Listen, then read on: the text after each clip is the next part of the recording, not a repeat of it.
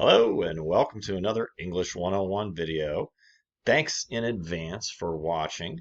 In this video, we're going to talk about how to effectively integrate a source into one of your body paragraphs in your op-ed to help develop one of your points of support. Of course, you can use multiple sources in the paper if you like, but you are required to use at least one. You have to use either writer or row for one of your points of support. But you know all that. Before we jump into the video, though, I do want to remind you, and I think, we're mid-semester here, so I think you're pretty confident about this, but the module materials are designed for you to go through them sequentially, right? So in this video, we're going to kind of bring together everything else that was discussed down here, right? There's another video that reviews in-text citation, which you had some practice with in the rhetorical analysis paper. There is a Prezi about developing support for your argument that looks like this. I would really encourage you to click through that, right? Because the first box here is what we talked about last week, right? How you can use your own reasoning, or if you've had a personal experience with the criminal justice system on either side of it, you can use a personal example as one of your points of support, right? And so this week we're talking about these other boxes, right? Which is how to integrate a source. And it's very similar to this, right? In that there is this balance of explaining the reason and then connecting it to back to your thesis. However, once you involve a source, it gets a little bit more complicated. There's some steps that you need to follow to be sure that your reader doesn't get confused, because I'm sure I don't have to tell you that if the reader is confused, they're not convinced, right? You know that from other op-eds that you've looked at, right? If you're confused, then you're not going to be convinced of what the author's saying. Okay, so without further ado, then let's go ahead and get into the video, the meat of the video, which, like I said, we're going to pull all this together. And what are we going to do? How are we going to do that? We're going to look at, I know students like to have examples. I like to have examples when I am learning how to do something. And so I have an example of a highly effective body paragraph here for you from a student's op-ed. This student chose to use the Rowe article. And so we're going to use this as our example here. So now this is a body paragraph. Body paragraphs, remember, are the middle paragraphs of the paper, not the introduction or the conclusion. Those are the beginning and the end, right? The body paragraphs are the things in the middle. And in op-eds, that's where you do your convincing, right? Now, this is not a perfect paragraph, but it certainly is an A paragraph. And the rest of the paper is very good as well. You remember, if you want to look at sample papers, you just need to click modules and look for the op-ed toolbox. Okay, so you saw the paragraph, and then there's some questions here at the bottom, right? Because these are some of the steps that are mentioned in the Prezi. However, the student forgot to do one of the things in the Prezi. So the last question here sort of quizzes you on whether you're able to figure out what's missing. Because as I said, it's not a perfect paragraph. Writing is one of those things that's pretty difficult to actually really perfect. That's what makes it an art form. Anyhow, let's go ahead and go through this here, because again, what makes this effective is the student's ability to kind of follow some of these steps and make unique points on the page. It doesn't matter whether I agree with the student or not. There's sample papers from both perspectives in the toolbox. Anyhow, when you're going to use a source, the first time you use the source, you need to introduce it if it is an opinionated source. If you're borrowing a fact from a source, right, and you're using paraphrase and in-text citation, like is discussed in some of the other materials, if you're just using the fact, you don't necessarily need to introduce the source. However, in a paragraph like this, where the student is using part of this person's argument to help support their own, then you need to introduce the source. We'll talk about why. Let's figure out why. Where is the source introduction? Well, it's right here, right? And I think when you look at the introduction, you realize why you need this, right? Because when the student points at Roe down here to help make their point about how solitary helps keep guards safe, we trust their reader will trust Roe's opinion about this a lot more if they know that he is president of the corrections officer union, basically, right? So he has much more credibility to write about this issue than, for example, me, right? I don't have any expertise in this area. He does. This is what introducing a source is for. So we present this person to the reader, and then they know who we're referring to down here, and they know why we should care what he has to say. Ryder has his own credentials, right? They're included in his byline in the article. You could include them in the introduction if you wanted to. Bare minimum, you need a first and last name.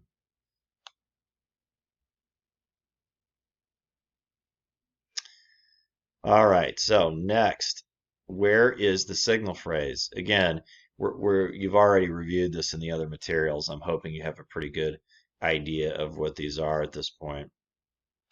Now, here it is, but let's talk more about this. I mean, you can tell it's the signal phrase because it precedes the direct quote from the source. Right? The student doesn't want the quote to hang out here by itself. That's a dropped quote. It creates reader confusion. You want some of your own words to combine with the quote to create a complete sentence. I would suggest that wrote is probably not the best signal phrase here. I think points out that is more clear, right? Or you could say Roe describes an incident in which, and then we could just get rid of this part if you wanted to. Again, the idea is to fluently embed the quote. Okay. So, I mean, wrote is not too bad, but again, either of those other alternatives I gave you are better. Here's what's interesting about signal phrases.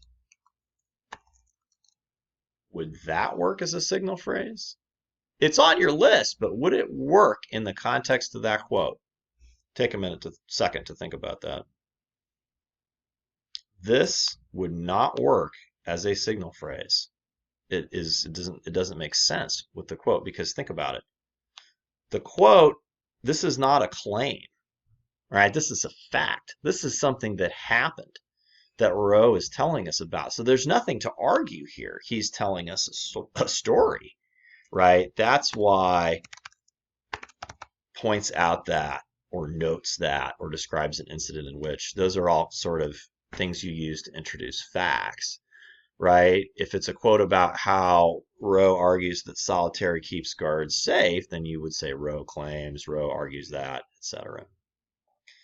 All right, enough about signal phrases. Let's talk about, this is an important distinction, and that's why I have it, sort of all in caps there, because there is a difference between explaining Roe's point and showing how it supports your own argument, right? So let's get into that.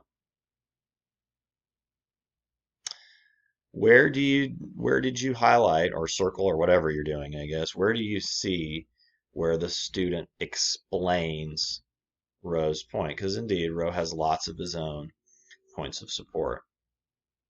Okay. Well, certainly here, the student sort of gives some context for his argument in general, right? Which is not a bad idea, right? Certainly, here's the quote, which is part of Roe's point. But this student wisely understood the quote cannot stand alone. The quote is not going to do all the work of explaining Roe's point. You cannot rely on it alone because your reader has not read Roe's article. Okay. You also should not be in the business of using quotes that are 3, 4, and 5 lines long. They create reader distraction. This is about right. And then you do what the student did here. You use your own words to augment the quote, right? So clearly the student is still talking about Rowe's article, Rowe's point, right? Which is that this situation that he told us about where this corrections officer was injured, this is not an isolated incident. These are things that happen. We need solitary confinement, not only to remove violent people like this, but to protect the guards from future incidences, to let the inmates know that there are consequences for things like that. And of course, this is all the students' own words, but I'm hoping you see how this works with the quote to help the reader understand Rowe's point about how solitary helps create safety, right? Okay, so then what's the rest of this? Well, the rest of this here, blue is explaining. I'm not sure how into the colors you are, right? But we'll have fun with it. The rest of this is where the student shows how Rowe's point supports the student's own argument about solitary, right? And this is important because when you're using a source, you can't just summarize what the source says and say, okay, reader, you get it, I'm out. Okay, you have to connect the dots for the reader. That's how you really persuade people, right? And so the student says, obviously, the reason we should be cared about guard safety is because they're the ones taking care of and managing the inmates that are behind bars. Without solitary confinement, this becomes even more dangerous, especially with inmates that have a history of violence. Right, so these are the student's own ideas, right? I think Rowe would agree with this, but he does not, come out and say this in the same way the student does. This is the student kind of jumping off from Rowe's point, right, and using his own ideas to connect it to his own thesis about solitary, about why he believes it needs to continue to be used because he sees it as a necessary tool. Before we wind up here, I'd just like to point out a couple other things to you, just kind of visually. Oh, wait a minute, we forgot this. What step is missing from this paragraph, right? And again, I'm referring to this Prezi, right? Because it includes some helpful steps for understanding how to integrate a source. And if you look at that, you will see that what is missing is the topic sentence, right? If you start a paragraph with an introduction of a source, it's not very engaging for the reader. You would never want to start a paragraph with a quote. Never start a paragraph with words from someone else instead of you. It undermines your credibility. It confuses the reader. Lots of issues with that approach. You need a topic sentence. Let the reader know what point you're going to be exploring in this paragraph. All right, I'm going to give you a really generic one, right?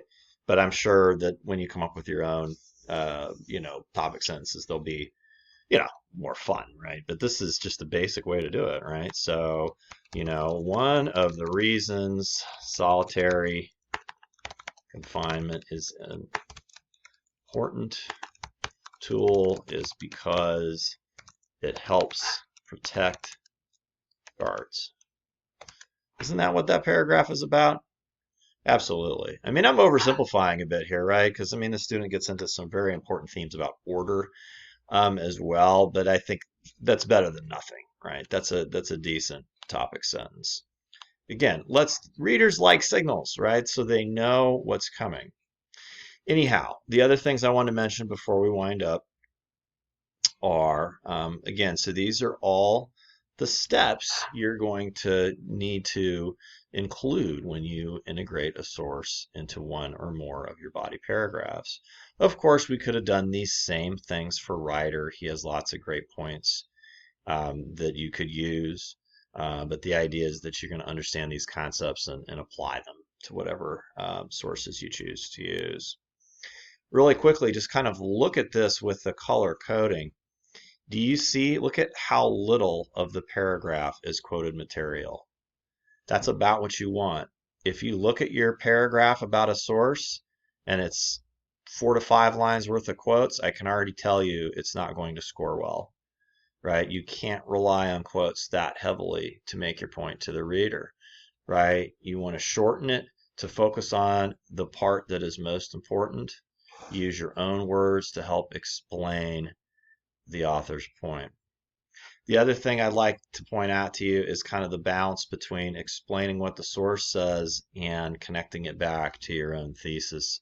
This part is very important. You do not want to slip into just summarizing things from a whole bunch of different sources. It will not be convincing to readers.